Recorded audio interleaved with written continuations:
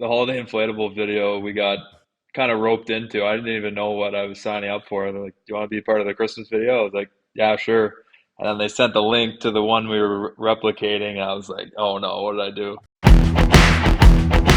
Let's bring in probably our favorite player in the league, Cody Ceci, as he gets ready to play his former team, who he went to the Cup final with last year, who now has his former D partner from this year. It's a crazy reunion. It's a crazy Western Conference final. Hello, Cody Ceci. Hey, how's it going, guys? Amazing. What obviously you're focused on just being in the conference final, but you were on the other side of this last year. So, what have these past few days been like? Yeah, it's been crazy. I mean, we've kind of been on a collision course with Edmonton throughout these playoffs, and then now that it's happening for real, it'll be weird for sure. But I'm sure both sides will put the friendship aside for a couple of days and stay pretty focused on the goal here. When you got traded to Dallas this year, how much did you think about this possibility? You mentioned the collision course. How much was this in your head that like this could happen? Yeah, it was definitely in the back of my mind. Now that it's happening for real, it's a little different, but yeah, it was definitely something I'd thought about, and now here we are. It's wild that it ends up being you on Dallas against Wallman on. I mean, even just playing against like Nurse is crazy, but the Wallman of it is wild to me because you two were a top pairing in San Jose, and now a very short time later, you're both on other sides of this. What did that time, and I know that it wasn't very long, but like, what did that time in San Jose being a top pairing guy do for you? Yeah, I mean, we both played big minutes in San Jose and kind of fed off each other and tried to support each other as much as we could on a group that was growing. So having him there and being able to support each other as much as we could just helped us out throughout the first half of the season and what was a tougher year. So yeah, it helped a lot to have him there. He's a great defenseman, and we got along off the ice too. This is the first time we've been able to talk to you since Holiday Inflatables. What was it like shooting that music video and making that song? Just an absolute classic track. We got like 8 weeks of content out of it. It's like early March. We're still talking about Holiday Inflatables. I know you weren't on that team long, but like that group seems so fun. Like you guys just lost and had a blast. Yeah, I mean, the group was amazing. We were a young team. Everyone was very positive, so that part was fun. I mean, losing games is never fun, but you can do it with a group like that. I mean, we still made the most of it. And then the holiday inflatable video we got kind of roped into. I didn't even know what I was signing up for. They're like, "Do you want to be part of the Christmas video?" I was like, "Yeah, sure." And then they sent the link to the one we were replicating. I was like, "Oh no, what did I do?" I do have to ask. I hated the trade when you went to Dallas because I was worried about Hugo and the Heat. How is Hugo done in the Texas Heat? He's been good. He's loving it. But you just can't walk him too long because he comes home exhausted. That's so there's nothing worse than seeing a Frenchie in heat because it's just there's nothing they can do. And they already start off kind of helpless because they just have those adorable faces that don't work. And once you get them in heat, do you give him one of those they have these like vests that you put on them that you just kind of wet down and that gives them a little bit of life. Do you have to use those? We don't have one, but we probably should get one for Hugo. Our other one doesn't even go on walks. It's just too hot for him, and he can't breathe very well, so he just stays inside. Damn, you could do a stroller. That would be adorable too. I know, like you've played against former teams before, and that happens. But we were just in Edmonton like a month ago, and we were doing a watch party, and like half the people are coming up to us, being like, "Hey, thank you for having Cody Ceci on your show. He was our favorite player," and like you're just so beloved there. And you do have such strong relationships with the guys on that team. So, like, is it extra weird? And like, what was it like when you saw those guys in March? Yeah, for sure. I mean, we're all still close friends off the ice. We still talk. We talk quite a bit, and then yeah, I mean, I was only there for 3 years, but it felt longer. We went on some deep runs, and those runs bring you closer to your teammates, to your fans, and the city. So yeah, it felt like longer than 3 years, and it was a lot of fun when I was there, and really appreciated my time there, and made some long lasting friendships. They've been doing Pink Pony Club after the games, like blasting Chapel Roan, which I think is adorable because that song's been out forever. But like it seems they just found it and they're having a real blast with it. When you see stuff like that, are you like, God damn, I'd be perfect for that? Or like, I imagine that there's got to be some Stars equivalent that you guys have. What is it? Yeah, I mean, we haven't really been blasting a song in the arena that I've noticed. But we've been playing Post Malone after our games in the room, and uh, yeah, I mean every team's got their own win song.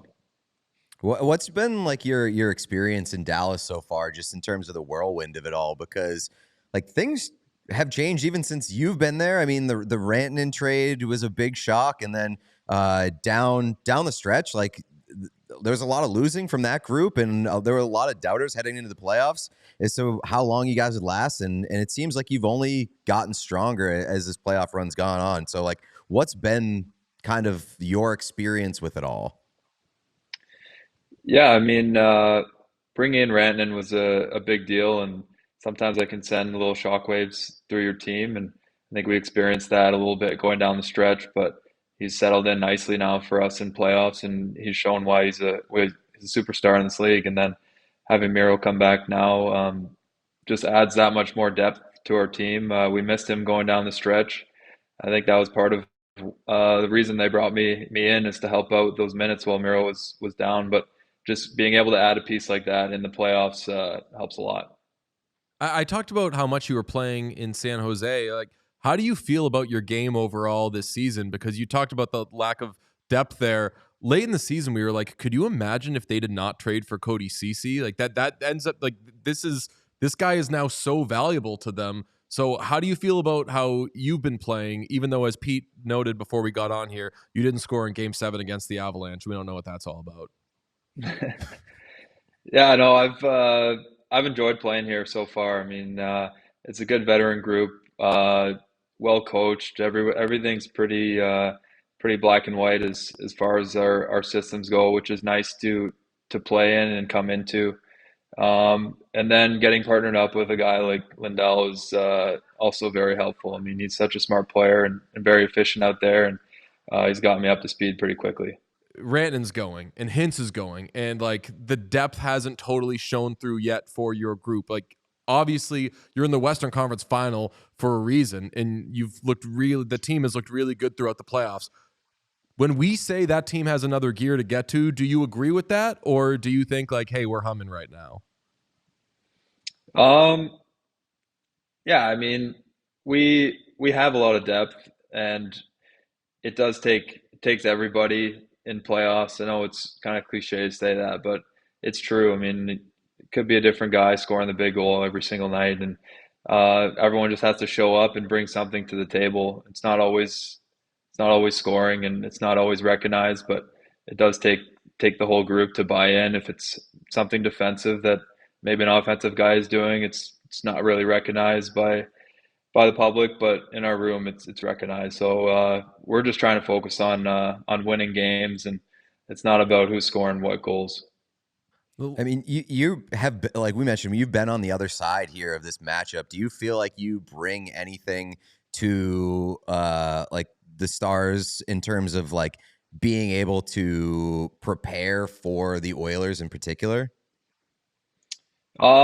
Yeah, I mean, I try and help out with our coaching staff as far as the game plan goes. From being on the other side, you try and just remember what the game plan was for them. And I mean, it's a different team, and they've come a long way from last year too, and they've changed some things up. So it's hard to pinpoint exactly, but you try and help out the staff in creating a game plan.